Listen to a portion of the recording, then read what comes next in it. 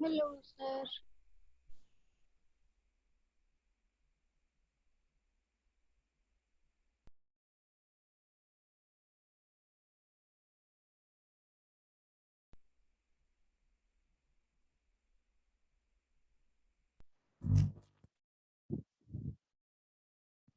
बेटा आवाज आ रही है? Yes sir. टेक्निकल थोड़ा Yes, इश्यू हो गया था। जैसा कि अभी 3 बच्चे ही जुड़े हैं, जैसा कि कल हम अध्ययन कर रहे थे बेटा इतिहास के बारे में। जो पहला चैप्टर हमारा है समय की शुरुआत से, उसमें हमने जानने का प्रयास किया कि आज का जो आधुनिक मानव है उसकी उत्पत्ति किस प्रकार से हुई है, यानी कि किस प्रकार से एक जीव की उत्पत्ति हुई इस सृष्टि के ऊपर, और फिर धीरे धीरे बदलने के साथ साथ क्या क्या उसमें बदलाव आता चला गया। इन सब की कहानी हमने पढ़ी, चाहे वो प्राइमेट से लेकर होमोनाइड, होमोनिड और ऑस्ट्रेलोपिथिकस, होमो हैबिलस, होमो इरेक्टस और होमो सैपियंस, इन सभी के बारे में जान लिया। अंतिम जो उत्पत्ति बताई गई वो किसकी बताई गई बेटा? होमो सेपियंस की। होमो सैपियंस की, यानी कि जिसका सीधा सा जो संबंध है वो हमसे है। होमो सैपियंस, जिसकी उत्पत्ति कब बताई गई? आज से लगभग 2 लाख वर्ष पहले। लगभग 2 लाख वर्ष पहले, यानी कि ये कह सकते हैं कि 1,60,000 वर्ष से लेकर 1,90,000 वर्ष पहले। 1,90,000। ठीक है ना? तो कहने का मतलब ये बदलाव का दौर था, और आज का जो आधुनिक मानव है वो होमो सेपियंस का ही एक रूप है। ये चीज हम पढ़ रहे थे कल। फिर मैंने आपको एक चीज बताई, सबके बारे में बताया। होमो इरेक्टस कैसा होता था, जैसे होमो होमो हैबिलस, उसकी क्या खासियत बताई? औजार बनाता था। शाबाश। होमो इरेक्टस सीधे खड़े होकर चलने वाला। हाँ, सीधे खड़े होकर चलने वाला। और होमो सैपियंस आधुनिक आधुनिक मानव या चिंतनशील मनुष्य, जो सोच सकता है, जो चिंतन कर सकता है, वो हो गया आपके होमो सैपियंस। फिर हमने बताया कि बदलाव हुआ, प्राकृतिक ऐसी चीजें आई जिसकी वजह से बदलाव हुआ। पहले जो आदि मानव था वो जंगलों में रहता था, गुफाओं में रहता था, पेड़ों के ऊपर रहता था। लेकिन आज से लगभग 25 लाख साल पहले हो सकता है कि हिमाच्छादन हुआ होगा, हिम वर्षा हुई होगी, उसकी वजह से बर्फ गिर गई। बर्फ गिरने से जो जितनी भी वनस्पति थी वो क्या हो गई? नष्ट होने लग गई। तो उस व्यक्ति ने क्या किया, आदि मानव ने क्या किया? अपने स्थान को बदलना प्रारंभ कर दिया। अब वो जंगलों से निकलकर कहां गया? मैदानों की तरफ आ गया, और मैदानों में आकर रहने लग गया। यहां तक क्लियर हो गया था बेटा? Yes sir. ठीक है, अब यहां तक क्लियर हो गया। अब हम आगे चलते हैं। जीवाश्म, मैंने आपको एक चीज बताई थी बेटा, जीवाश्म कि हर, चाहे वो पौधा हो चाहे हड्डी हो, उनमें कहीं ना कहीं जो जीवाश्म होते हैं उसमें किसकी मात्रा रहती है? कार्बन की मात्रा रहती है, और उससे उस वस्तु की आयु का पता लगा लेते हैं। तो कुछ ऐसे जीवाश्म मिले जिनका नाम उस जगह के स्थान पर रख दिया गया। यानी कि जैसे अपन किसी जगह पे जाते हैं, उस जगह पर कोई चीज हमें मिल जाती है, ठीक है, तो उस जगह का नाम उस चीज के नाम से रख दिया जाता है। तो उस समय भी ऐसा ही हुआ, कुछ ऐसी जगह थी जहां पर जो जीवाश्म मिले मनुष्य जाति के, उस जीवाश्म का नाम उस जगह के नाम पर ही रख दिया गया। ठीक है, आपको भी समझ में आ जाएगा किस प्रकार से रखा जाता है नाम। ठीक है, जैसे एक जर्मनी का शहर है हाइडलबर्ग, जर्मनी का एक शहर है हाइडलबर्ग, ठीक है, यानी कि जर्मनी का एक छोटा सा शहर है हाइडलबर्ग। यहां पर जो होमोनिड है उसके जीवाश्म मिले हैं। हाइडलबर्ग में होमोनिड के जीवाश्म मिले हैं, जिसको नाम दिया गया होमो हाइडलबर्गेसिस। होमो हाइडलबर्गेसिस, ये लो, यानी हाइडल के नाम से, यानी कि जर्मनी का एक शहर है बेटा, समझ लीजिए आप कि कुछ जीवाश्म ऐसे हैं उनका नाम उस जगह, जिस जगह मिले हैं उस जगह के नाम पर ही रख दिया गया। जैसे जर्मनी का एक शहर है हाइडलबर्ग, तो यहां पर जब खुदाई की गई या जीवाश्म का पता चला तो उस जीवाश्म का नाम क्या रख दिया गया? होमो हाइडलबर्गेसिस। ठीक है, हो गया बेटा? Yes sir. Yes sir. यानी कहने का मतलब कुछ ऐसी जगह है जहां पर जो जीवाश्म मिले हैं तो उस जगह के नाम पर ही उस जीवाश्म का नाम कर दिया गया। दो उदाहरण ऐसे हैं उसके, एक जर्मनी की घाटी है, एक जर्मनी की घाटी है, जर्मन घाटी, यानी कि दोनों ही जगह देखो, जर्मनी की घाटी और जर्मन की एक जगह है हाइडलबर्ग। तो जर्मनी की घाटी है होमो नी अंडर, होमो नी अंडर, यानी कि एक जर्मनी में घाटी है जिसका नाम है होमो नी अंडर, ये एक स्थल है, इसके नाम पर भी एक जीवाश्म का नाम रख दिया गया जिसका नाम है होमो नी अंडर थ्लेसिस, होमो नी अंडर थ्लेसिस। ये लो, आपसे क्वेश्चन कर लिया जाए बेटा कि ऐसी दो जगह का नाम बताइए जिनका नाम वहां पर जो मिले जीवाश्म है, या ऐसे दो जीवाश्म का नाम बताइए जिनका नाम उस स्थल के नाम से रख दिया गया। यानी कि जर्मनी में दो जगह है, ध्यान से समझिए, होमो नी अंडर घाटी है ये एक प्रकार की, और एक जगह है हाइडलबर्ग। तो यहां पर जो जीवाश्म मिले उन जीवाश्मों का नाम इन दोनों के नाम पर रख दिया गया। होमो नी अंडर में जो जीवाश्म मिले उसका नाम तो क्या रखा बेटा? होमो नी अंडर थलेसिस। थ्लेसिस। और हाइडलबर्ग में जो जीवाश्म मिले उसका नाम होमो होमो हाइडलबर्गेसिस। ये दो जगह ऐसी मिली है जहां पर जो जीवाश्म मिले हैं तो उस जगह के नाम पर ही उन जीवाश्मों का नाम रख दिया गया। दैट्स क्लियर बेटा? Yes sir. Yes sir. आगे चले, मिटा दूं? Yes sir. सर लिख रहे हैं ना, सर रुको एक मिनट, सर रुको।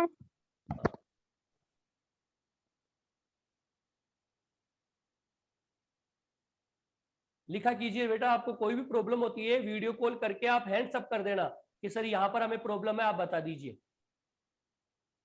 ठीक है? क्योंकि बार बार आवाज जो आती है उसमें पता नहीं चल पाता है। तो जिसको भी प्रॉब्लम हो वीडियो कॉल पे आप अपना हैंड्स अप कर दीजिए और फिर अपनी समस्या पूछिए कि भाई सर हमें ये प्रॉब्लम है, आप दोबारा से इसको समझा दीजिए। यानी कहने का मतलब मैं यहाँ पर जो मैं समझा रहा हूँ, जो चीज मैंने एक चीज ये समझाई बेटा यहाँ पर कि कुछ जीवाश्म ऐसे थे जिनका नाम उस जगह के नाम पर रख दिया गया जहां पर वो जीवाश्म मिले हैं। और जर्मनी के दो उदाहरण मैंने आपको बता दिया कि जर्मनी में दो ऐसी जगह थी जहां पर जीवाश्म मिले, तो उन जीवाश्मों का नाम भी उस जर्मनी के जगह के नाम पर ही कर दिया गया। That's clear? Yes sir. ठीक है, Yes, sir. घाटी में होमो निएंडर थ्लेसिस नाम डाल दिया उस जीवाश्म का, हाइडलबर्ग उसका नाम डाल दिया होमो हाइडलबर्गेसिस। समझ में आ गया?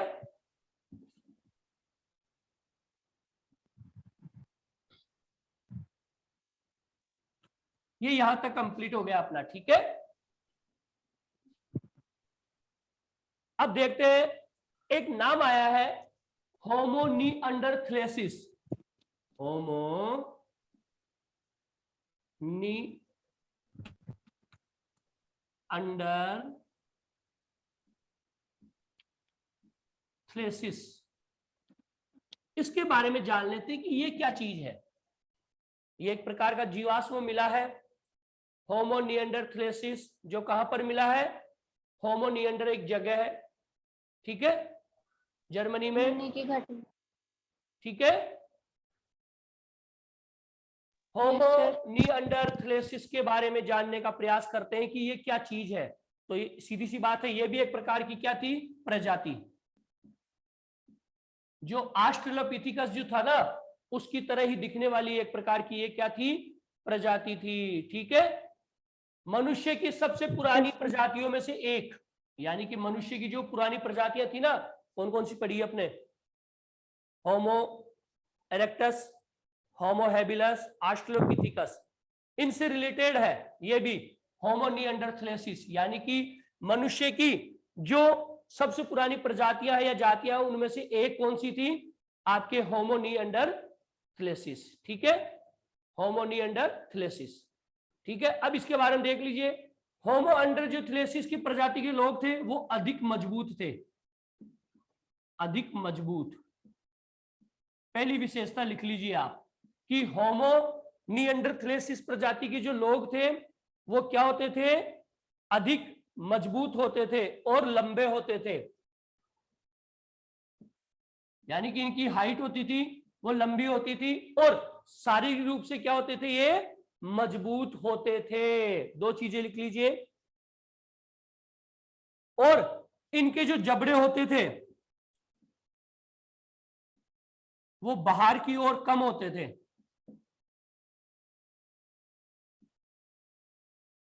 कम, यानी कि होमो निएंडरथलेसिस की विशेषता हम पढ़ रहे हैं बेटा। मनुष्य जो प्रजाति थी उसमें सबसे पुरानी प्रजातियों में से ये भी थी, जिसमें ये बताया गया है कि ये लंबे होते थे, अधिक मजबूत इनका शरीर होता था, और इनके जो जबड़े होते थे, मुख, वो क्या होता था? बाहर ज्यादा निकला हुआ नहीं रहता था। ठीक है, यस सर। और इनके जो दांत होते थे वो छोटे होते थे, दांत छोटे होते थे। ये इसकी विशेषता देख ली हमने होमो निएंडरथलेसिस की, यानी कि होमो निएंडरथलेसिस मनुष्य प्रजाति की सबसे पुरानी प्रजातियों में देखी गई है। इस प्रजाति के जो लोग थे या जो मानव थे उस समय के आदि मानव के रूप में थे, वो क्या होते थे? मजबूत कदकाठी के होते थे, लंबा उनका शरीर होता था, और उनके जो जबड़े थे वो बाहर कम निकले हुए रहते थे। जैसे इससे पहले जो ऑस्ट्रेलोपिथेकस थे, होमो हैबिलस थे, उनके जो जबड़े होते थे वो क्या होते थे? बाहर निकले हुए रहते थे, लेकिन इसके जबड़े बाहर नहीं निकले हुए थे। ठीक है, और इसके जो दांत होते थे वो भी क्या होते थे? छोटे होते थे। ये इसकी विशेषता हो गई। अब बेटा एक चीज ये बताओ, मैं जो दांत होते हैं ये बताया मैंने एक चीज कि जो जबड़े होते हैं वो बाहर निकले हुए सीमित कैसे हो जाते हैं? बताओ आप बेटा। भाई हमने पढ़ा कि कुछ के जबड़े बाहर निकले हुए हैं, लेकिन धीरे धीरे उनके जबड़े क्या हो गए? कम हो गए। पहला जो जानवर था उसका मुख या उसका जबड़ा जो था मुंह का वो बाहर निकला हुआ था। क्या वजह थी ऐसी? किसकी वजह से जबड़े का बाहर और कम ज्यादा हो रहा था? वो सोचिए, देखें। नहीं पता? सर वो पहले 4 पैरों पे चलते थे इसीलिए। मैं जबड़े का बता रहा हूं, जबड़े का।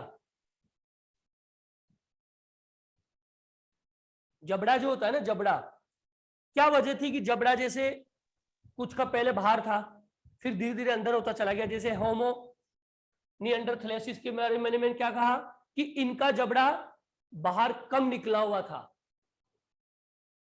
कैसे?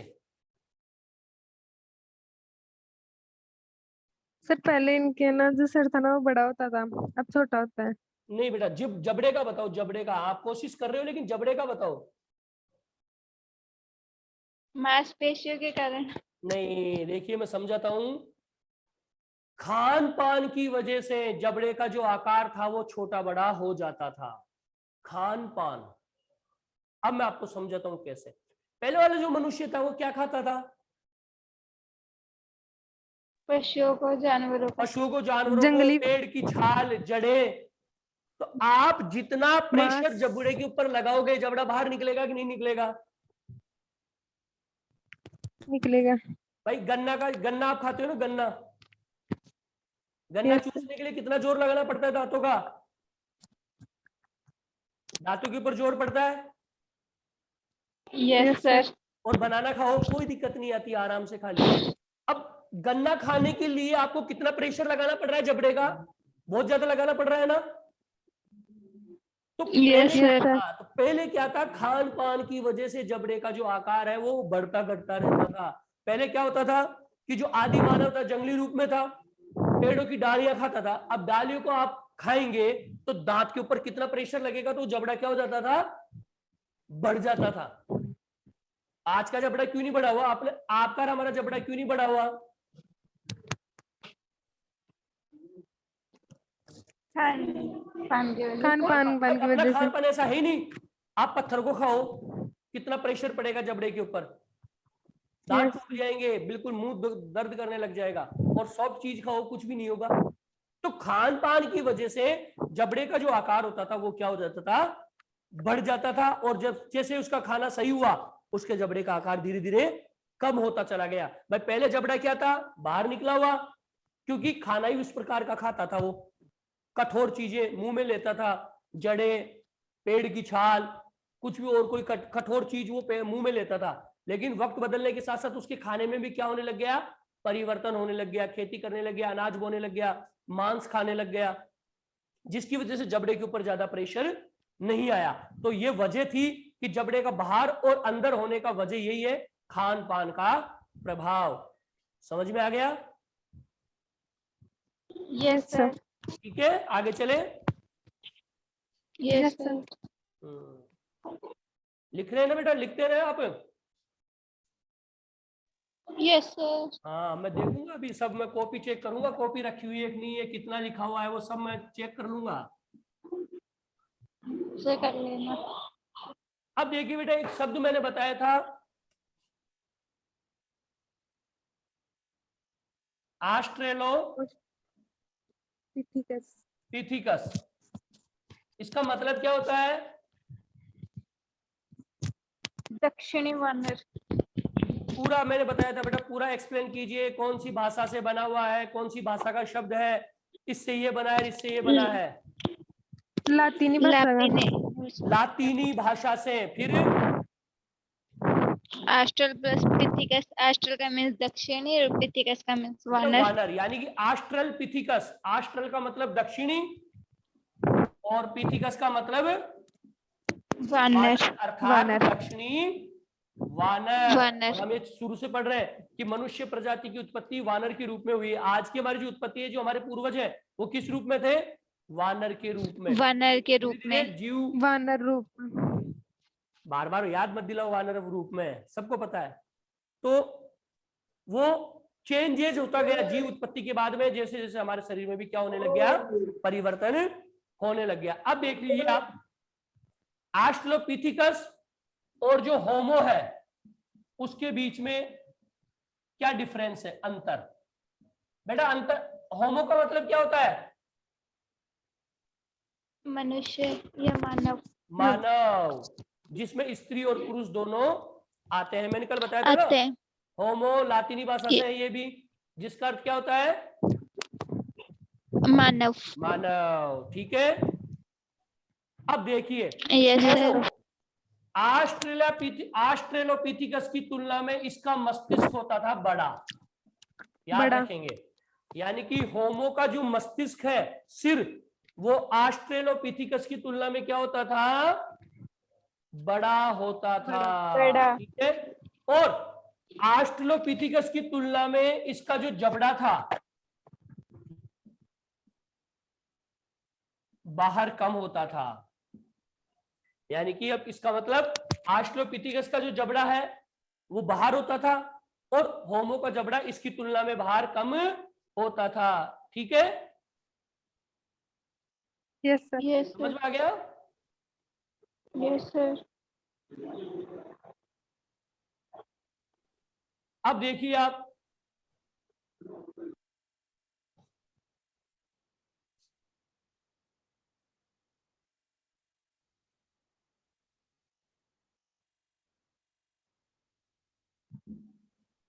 आगे चलते हैं। अब देखिए, तो ये तुलना आपको देखनी है बेटा। ऑस्ट्रेलोपिथिकस की बनावट कैसी थी, ऑस्ट्रेलोपिथिकस कैसा था, होमो निएंडरथालेसिस कैसा था, वो क्या करता था। अब आपके आ गया है होमो सैपियंस।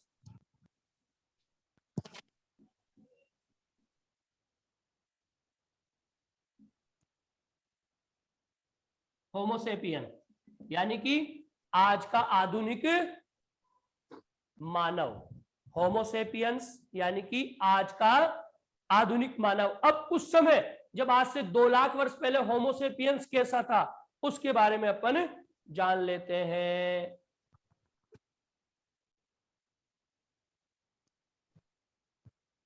होमोसेपियंस की जो खोपड़ी होती थी, होमोसेपियंस की जो खोपड़ी होती थी वो इरेक्टस से बड़ी।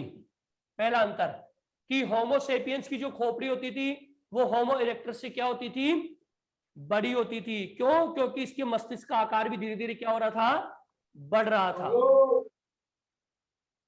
ठीक है बेटा, यानी कहने का मतलब होमोसेपियंस की जो खोपड़ी थी वो इरेक्टस से क्या होती थी, बड़ी थी। क्यों? क्योंकि उसके मस्तिष्क का जो आकार था वो धीरे धीरे बढ़ रहा था। क्लियर? पहला पॉइंट। Yes sir. अब देखिए, होमोसेपियंस शिकार करना जान गया था। दूसरा, होमोसेपियंस क्या करने लग गया था, शिकार करने लग गया था। ठीक है, चले आगे। Yes sir. Yes sir. इसके बाद में यह अपना भोजन इकट्ठा करने लग गया था। यानी कि होमोसेपियंस इतना समझदार और बुद्धिजीवी चिंतनशील व्यक्ति हो गया था कि वह शिकार करना सीख गया था और भोजन को इकट्ठा करना सीख गया था। यानी ये भोजन भी इकट्ठा करता था, शिकार भी करता था, और अब यह पत्थरों से कुशल औजार बनाना सीख गया था। पहले के औजार कैसे होते थे, भद्दे, बेकार, अच्छे नहीं लगते थे देखने में। लेकिन होमोसेपियंस ने जो हथियार बनाए वो अब क्या होने लग गए, अच्छे लगने लग गए। अच्छे हथियार ये बनाने लग गया। ये होमोसेपियंस के बारे में हम पढ़ रहे हैं। ठीक है, अच्छे हथियार इसने बना लिए। समझ में आ गया यहां तक? Yes sir. अब इसने सुइयां बनाना प्रारंभ कर दिया। सुई का निर्माण कर लिया। हड्डियों से मछली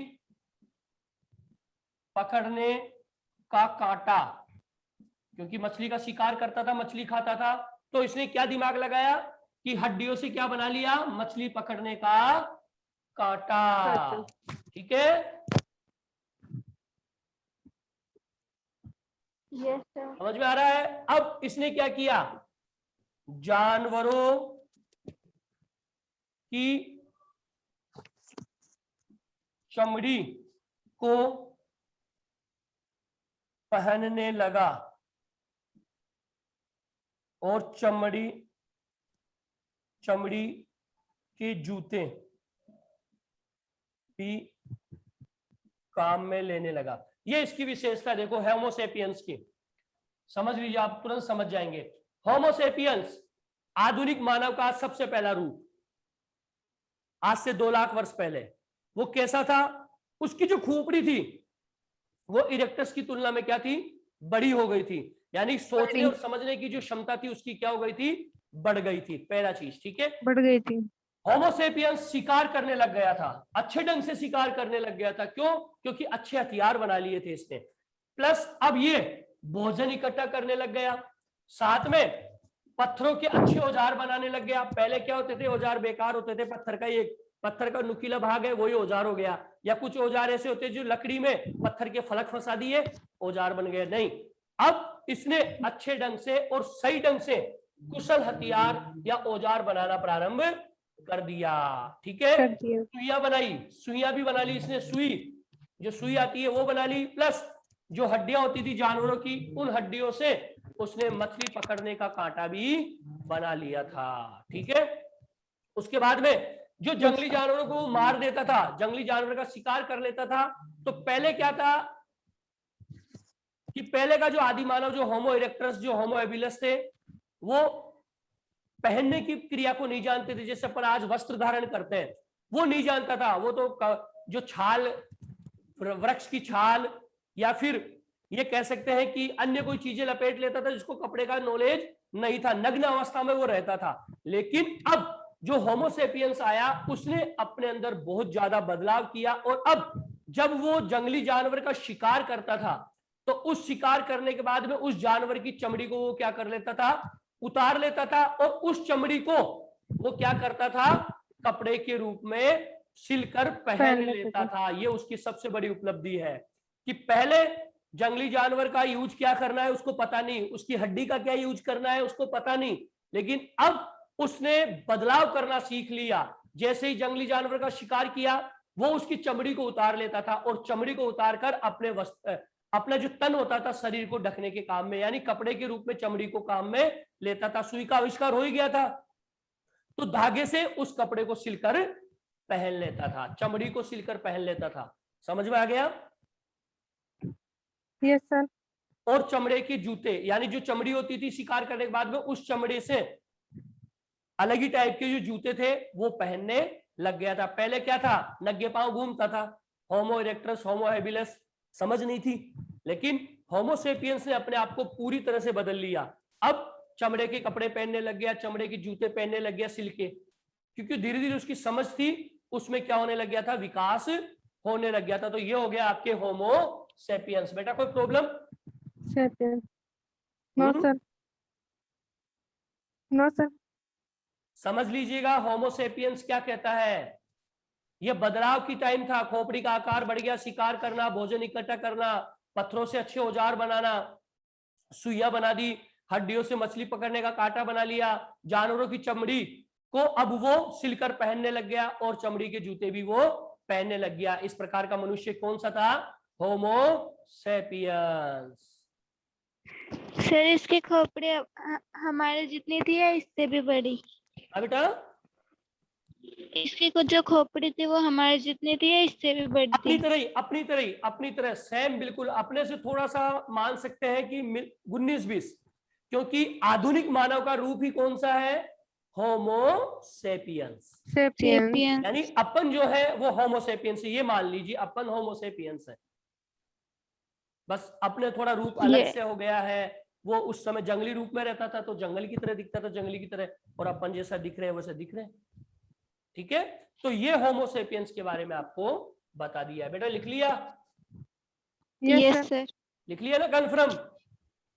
यस सर। नहीं लिखा, चलो खैर कोई नहीं। सर लिख लिया। हाँ, सोनू, सोनू बेरवा, बोलो बेटा।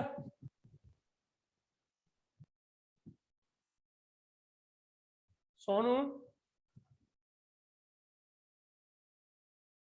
अरे सोनू बेटा, आवाज नहीं आ रही आपकी।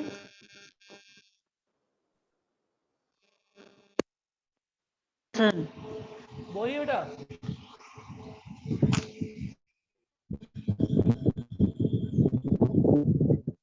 सोनू,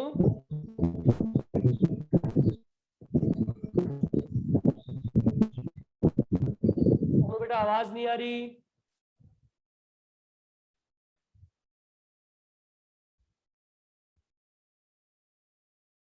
चलो आगे चले बेटा।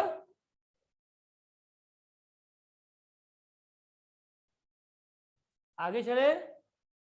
Yes sir. ठीक है, चलो आगे चलते हैं। आवाज नहीं आ रही, शायद डिस्कनेक्ट हो गई। मिटा दूं? Yes sir. Yes sir.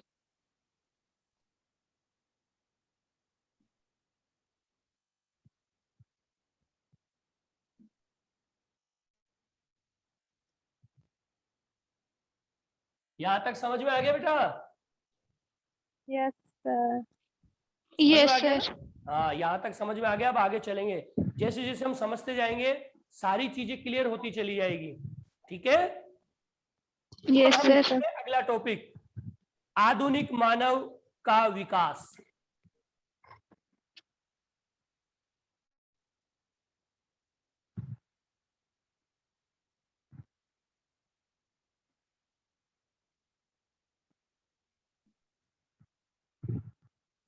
आधुनिक मानव का विकास, कि आज का जो आधुनिक मानव है उसका विकास किस तरह से हुआ है, इसकी उत्पत्ति कहां से हुई है, कैसे पता लगाया कि आधुनिक जो मानव है वो कहां से आया है। ये कई प्रकार के प्रश्न हमारे दिमाग में आते हैं कि वास्तव में हमारे पूर्वज कहाँ के थे। कभी आप सोचते नहीं क्या बैठकर, हम एक चीज सोचे बैठ के कि यार हम आज यहाँ रह रहे हैं, हमारे दादाजी के दादाजी के दादाजी, बहुत आगे तक का सोचे अपन कि यार ये कहाँ से उठ के आए हैं, हम एक्चुअल में कहाँ के हैं। ये एक प्रश्न दिमाग में आता है, पता लगाने का प्रयास करते हैं। हम पूछते भी बड़े भाई अपने, अपन शुरू से यहाँ जन्म से यहाँ रह रहे हैं या फिर हमारे जो पूर्वज थे वो कहीं और से आए हैं। इस प्रकार के दिमाग में क्वेश्चन आते हैं। आपके आए हैं कभी दिमाग में क्वेश्चन ऐसा? सर हाँ बेटा, आया था कि दिमाग में क्वेश्चन? नहीं सर, कभी नहीं नहीं आया। आया? कभी सोचा भी नहीं कि हमारे जो पूर्वज हैं वो कहां से आए हैं, या क्या हमारा जन्म यहीं से? सोचा था इसीलिए हिस्ट्री ली थी। अच्छा, ऐसा है क्या? हाँ ठीक है। देखो यस सर। दिमाग में क्वेश्चन आता है कि वास्तव में सोचना पड़ता है कि यार हमारे पूर्वज है कहां से, ये मनुष्य का विकास कहां से हुआ है, मनुष्य की उत्पत्ति कहां से हुई है, एक्चुअल में ये पता लगाना जरूरी है। तो इस चीज को पता लगाने के लिए जो हमारे इतिहासकार जो विद्वान थे उन्होंने दो प्रकार की विचारधाराएं रखी है, दो मत, यानी कि आधुनिक मानव के विकास को लेकर दो मत रखे गए हैं, दो मत या दो विचारधाराएं।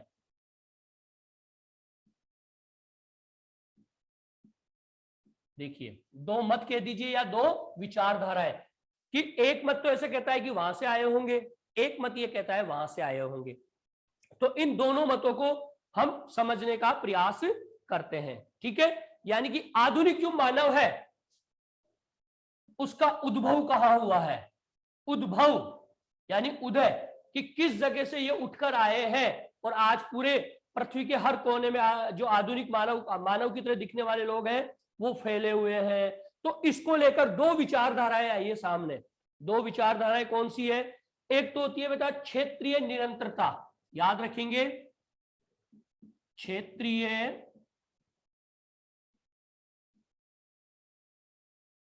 निरंतरता, याद रखेंगे, लिख लीजिए आप, कि मानव के उद्भव को लेकर दो प्रकार की विचारधाराएं सामने आई है। पहली कौन सी है? क्षेत्रीय निरंतरता मॉडल, क्षेत्रीय निरंतरता मॉडल,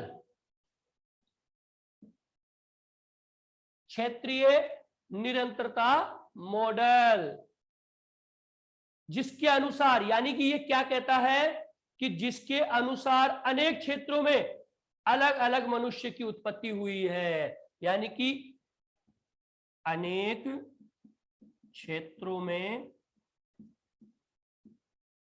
अलग अलग मनुष्य की उत्पत्ति हुई है। यानी कि क्षेत्रीय निरंतरता मॉडल बेटा क्या कह रहा है?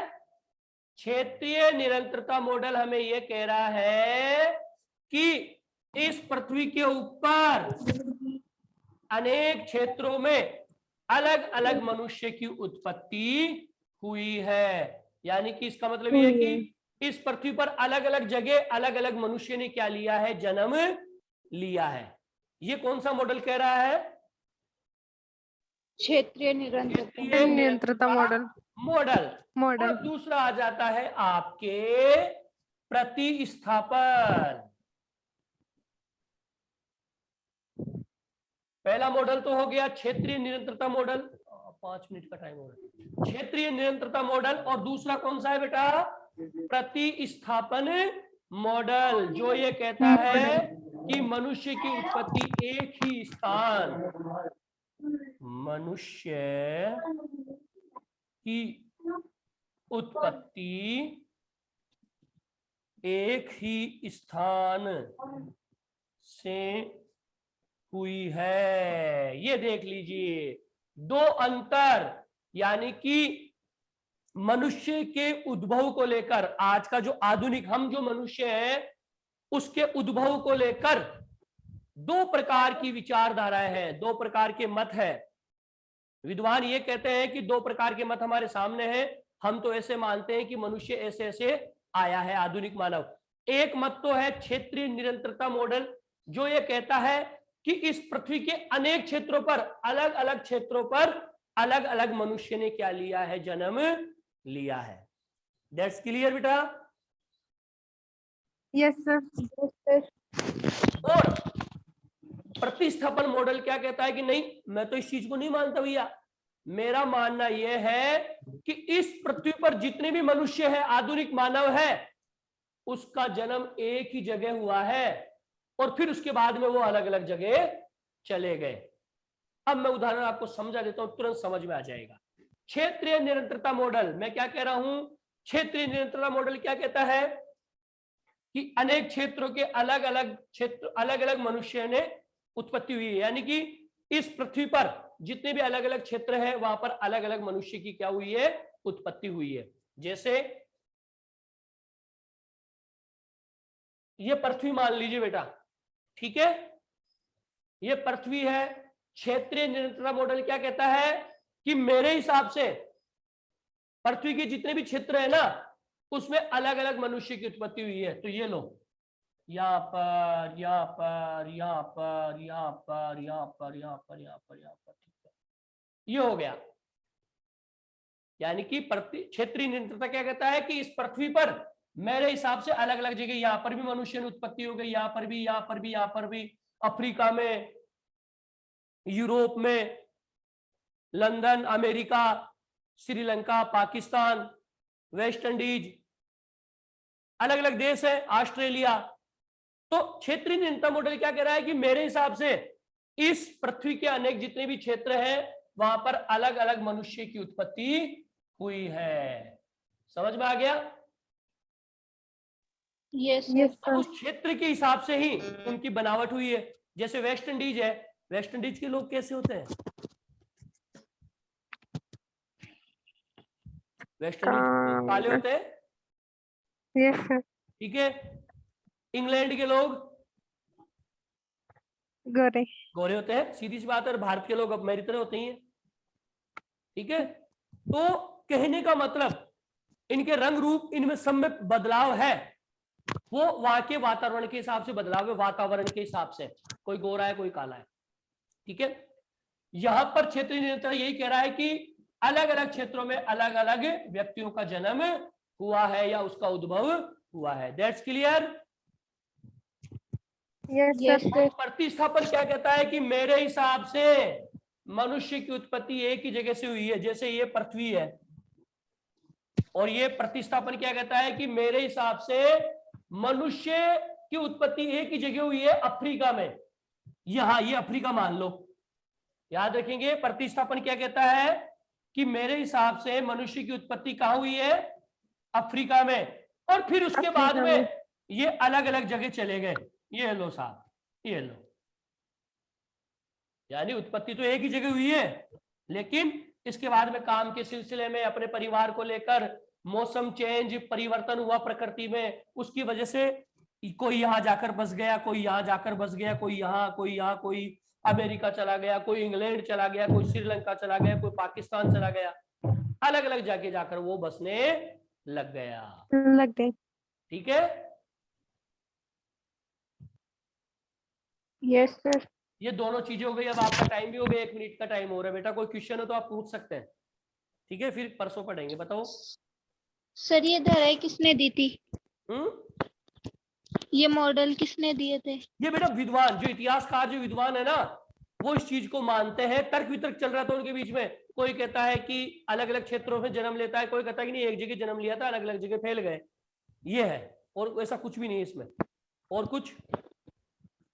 No sir. समझ में आ गया ना? Yes sir. नोट्स लिख लिए? Yes sir. Yes sir. ठीक है बेटा, बाय। Thank you.